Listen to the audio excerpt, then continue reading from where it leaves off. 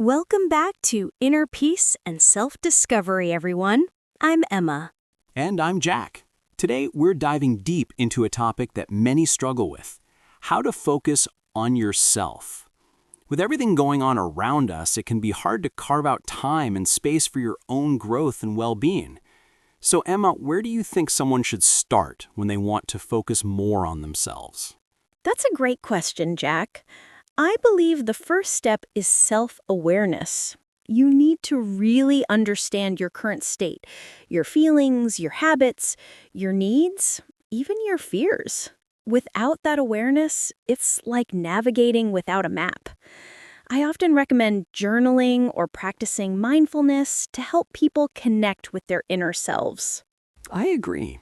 I've found that many people go through life on autopilot, reacting instead of reflecting.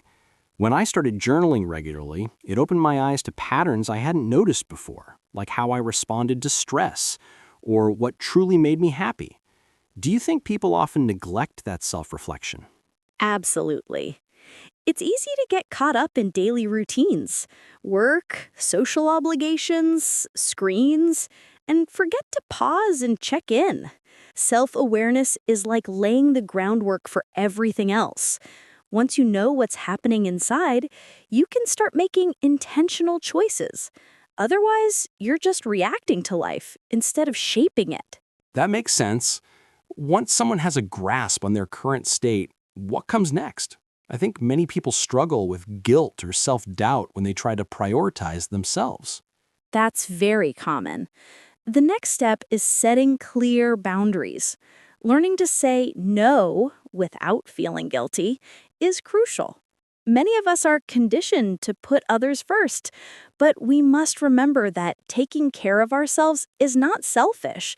It's essential for sustainability. For example, carving out time for hobbies or rest, even if it means saying no to some social invitations. I've been there. It's hard to say no, especially to people you care about. I used to feel guilty all the time. Over time, I realized that if I don't replenish my energy, I won't be able to help others effectively. That was a big turning point. But for many, setting those boundaries feels uncomfortable at first. How can they get better at that? Practice, Jack. It starts with small steps, like declining a favor politely or setting specific times when you're unavailable. Communicate your boundaries clearly and kindly. Also, remind yourself that your needs matter just as much as anyone else's. Building confidence in this area often involves positive reinforcement, acknowledging when you successfully set a boundary. That's excellent advice. I think it's also worth mentioning that focusing on oneself involves understanding what truly nourishes us. Sometimes society promotes certain self-care activities like spa days or meditation, but those aren't always what someone genuinely needs.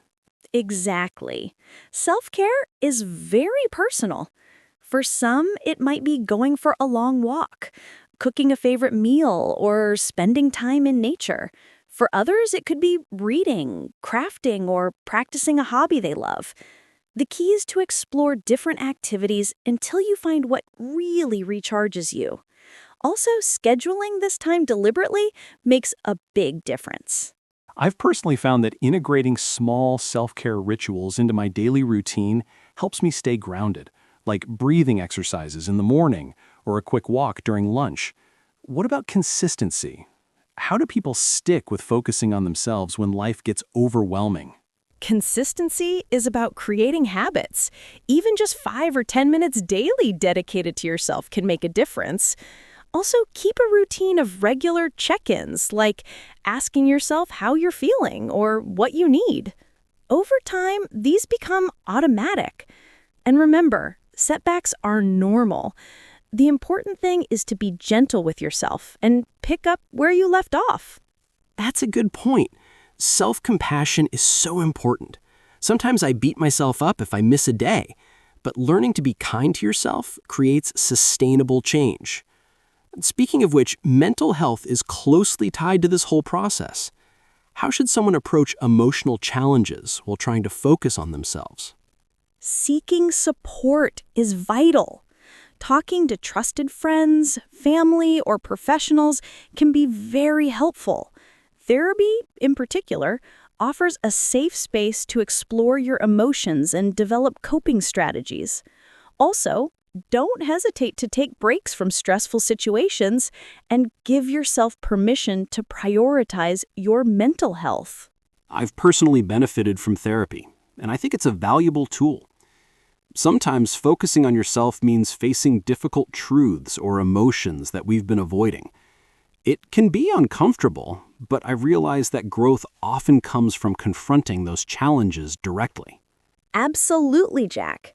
Facing our emotions head on is a sign of strength, not weakness.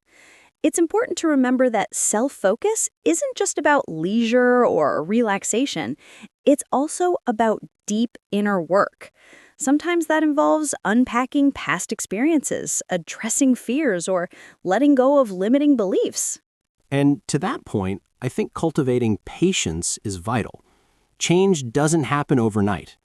When I first started trying to focus more on myself, I expected instant results, but I've learned that patience and persistence are key.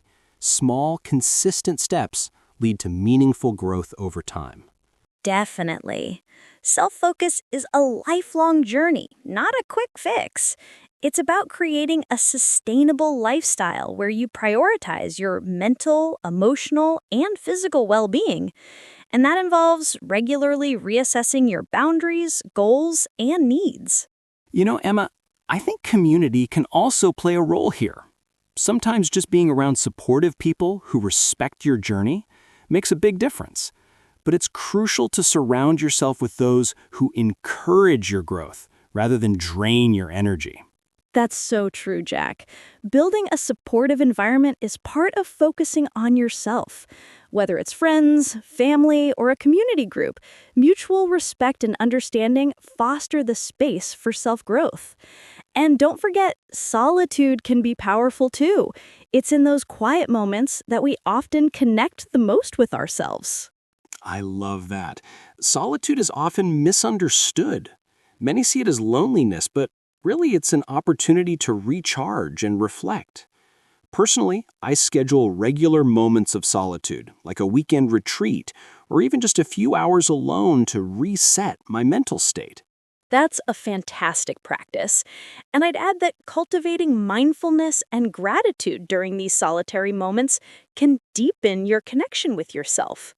Appreciating what you have, acknowledging your strengths, and being present in the moment boosts self-awareness and self-love.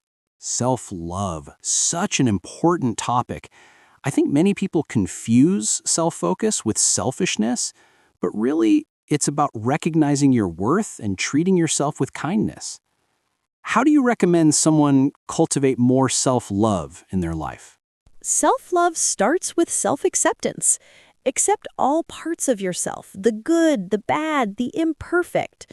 Practice positive affirmations. Surround yourself with uplifting influences and celebrate small victories. Remember, you are inherently worthy just as you are. That's powerful. I've found that integrating gratitude into my daily routine helps me appreciate myself and my journey more. When I acknowledge my efforts, no matter how small, I feel more motivated to keep focusing on my growth. Exactly. Gratitude shifts your perspective from what's lacking to what's abundant in your life, especially your own resilience and capacity to grow.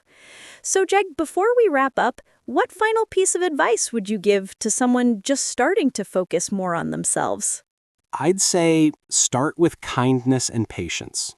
Be gentle with yourself as you explore new boundaries, habits, and self-awareness.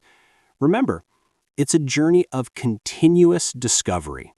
Celebrate your progress, forgive your setbacks, and stay committed to your well-being.